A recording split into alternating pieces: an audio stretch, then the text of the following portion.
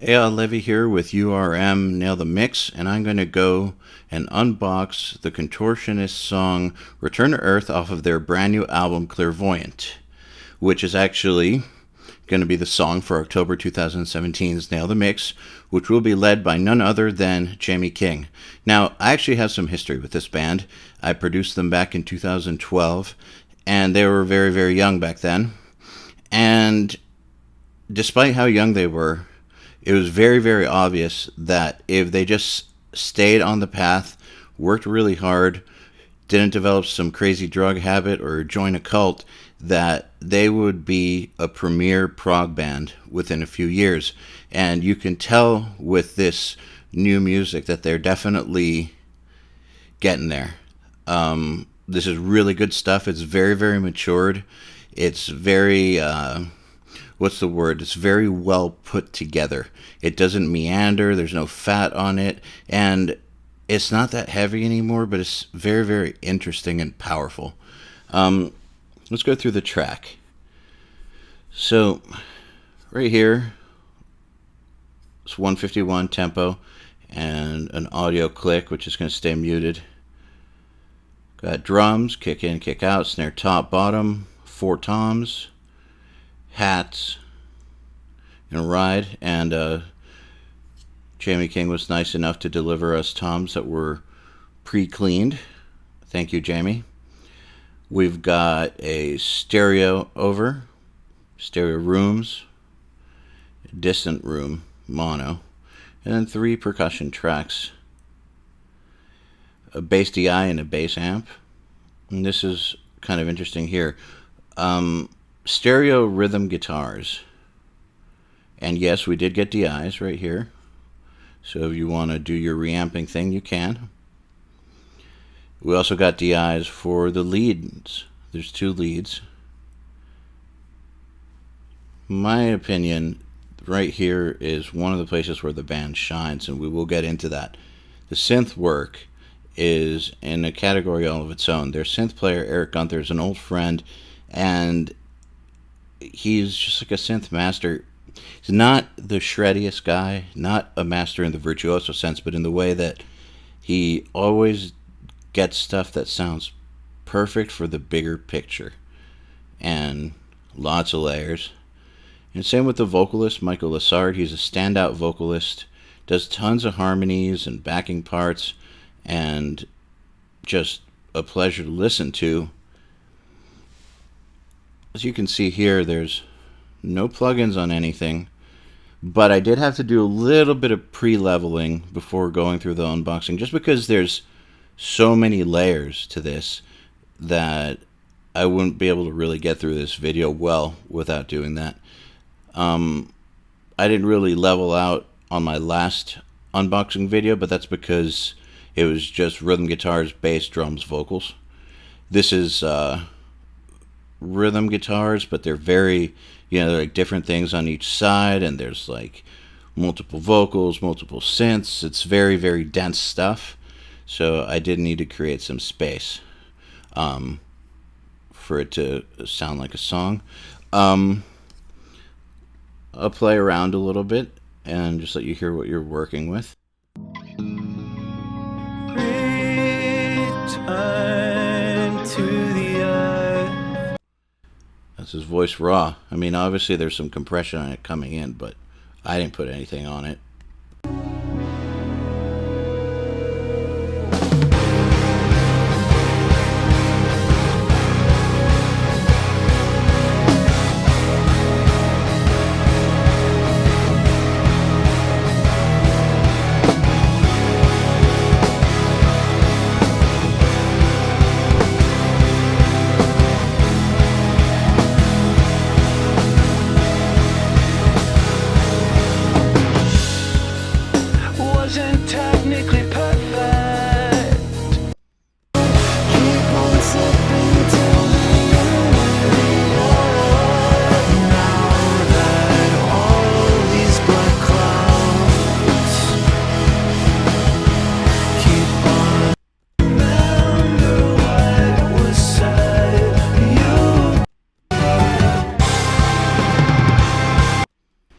Okay, so as you can hear, there really is a lot going on, and the real challenge in this mix is going to be to give everything its own space and get it to work together. It is well arranged, but still, no matter how well arranged it is, when you get this many parts together, it presents a challenge for a mixer to first of all figure out what needs to be background, foreground, and middle ground, and then just making it all play nice together. So you've got your work cut out for you with that. Thankfully, the music's cool and it's well recorded, so should be fun. Now let's listen to the drums. This guy is a very hard-hitting drummer. He doesn't overplay. He plays just the right parts, in my opinion. He hits super hard. And here's a good example of the kind of stuff he does. He's just tasty and powerful.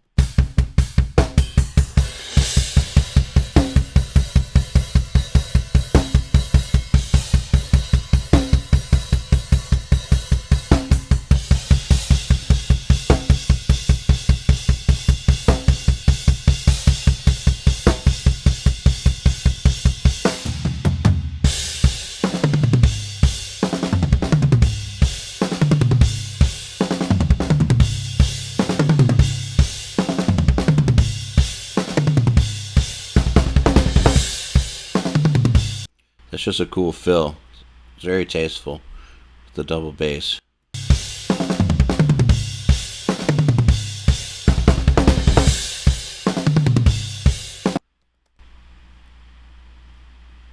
Just a hard-hitting, solid drummer. He's a badass. And there's some percussion tracks because they like to throw like swells and tambourines on snares.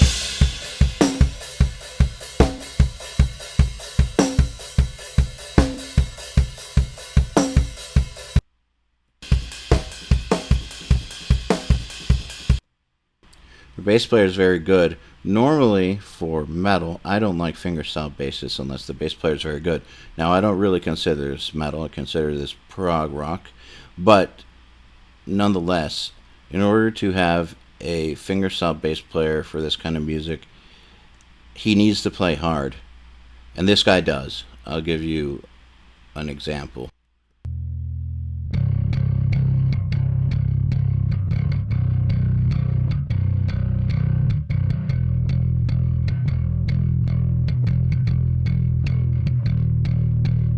You can just tell that he's just playing with a lot of intensity.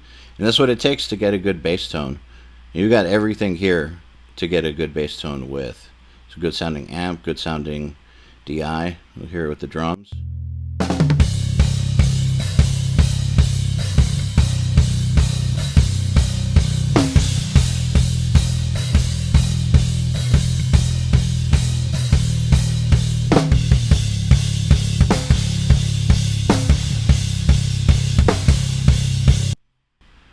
Good, solid rhythm section work.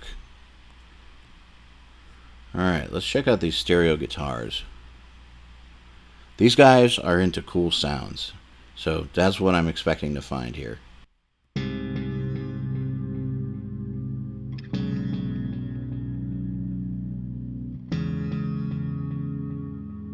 Yep.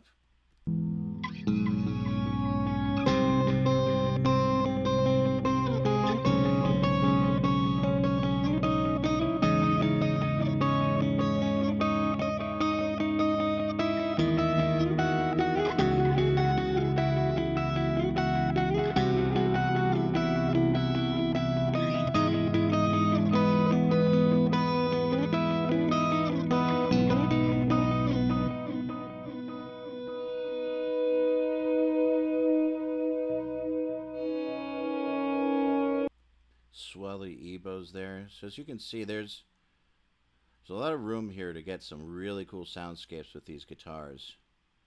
I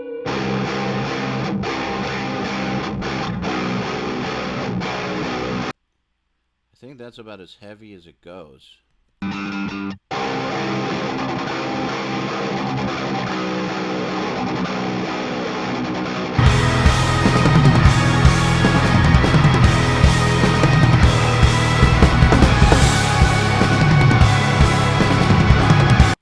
More of a rock tone, But I think it fits perfectly. I think if it was super high gain or metal sounding, it would just swallow everything. It would swallow this really cool lead and everything else that's going on at the same time.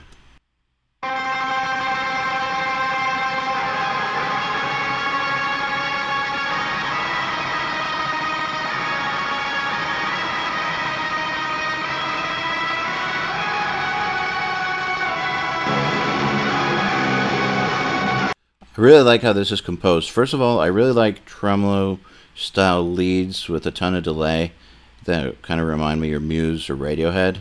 I really like that. And I just like the way that this melody plays over these chords. It's just well done.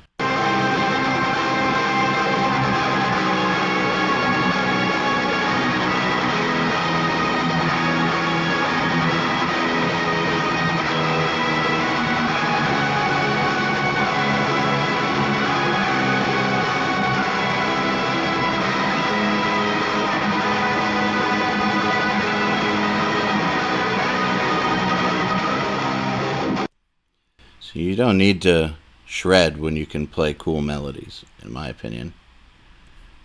Alright, let's move on to these synths. There's a whole lot of them. Like I told you guys before, Eric's just great. And he does cool things. Like he'll run his synths through like guitar pedals, guitar amps, and just use all kinds of distortions and phase shifters and just cool stuff, and just works.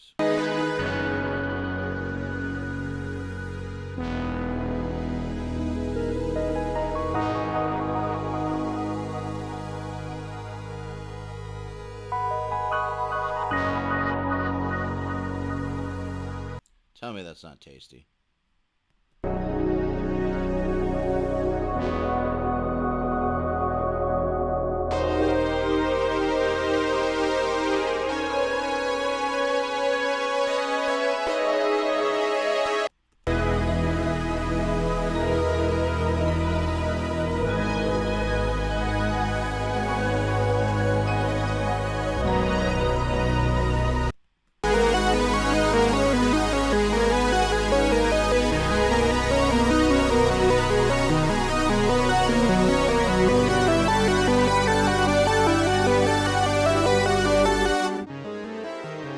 What's cool about these synth parts is that they do work as a piece of music on their own. They're well arranged unto themselves. I could just solo those synths and listen to them, and they make cool music. That's what I like about them. And I think that sometimes bands go wrong with synth by making them sound too plastic or not actually complementing the music. But this is just good music. Now, let's look at the vocals. I said before, this guy is an expert. There's a lead track, and then there's two lead tracks, and then some dubs. Wasn't technically perfect, and they're affected a little bit differently. And you were so sick. She's got a good quality to his voice. Like a ghost. Look at these backing vocals in here. Like a ghost sinking into the ground. Keep on slipping till the end of the earth. Now that all these black clouds. Lots of cool stuff going on in these vocals.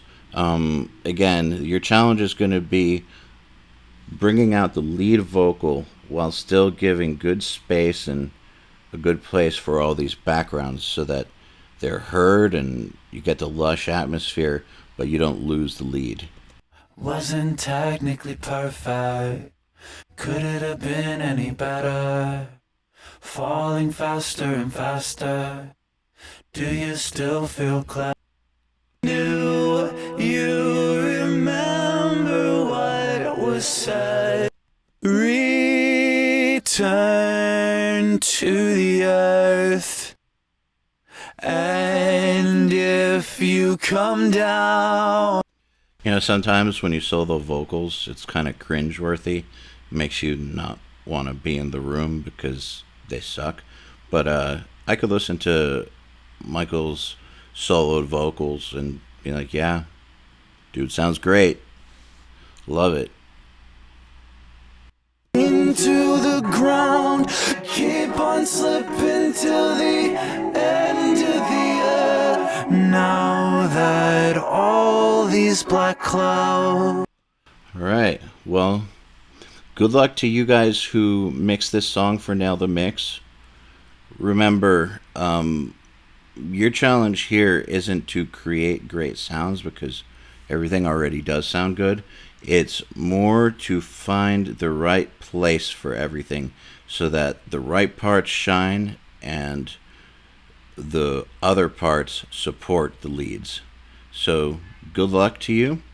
This has been Eyal Levi with Nail the Mix in URM Academy, unboxing Return to Earth by the Contortionist. Happy mixing.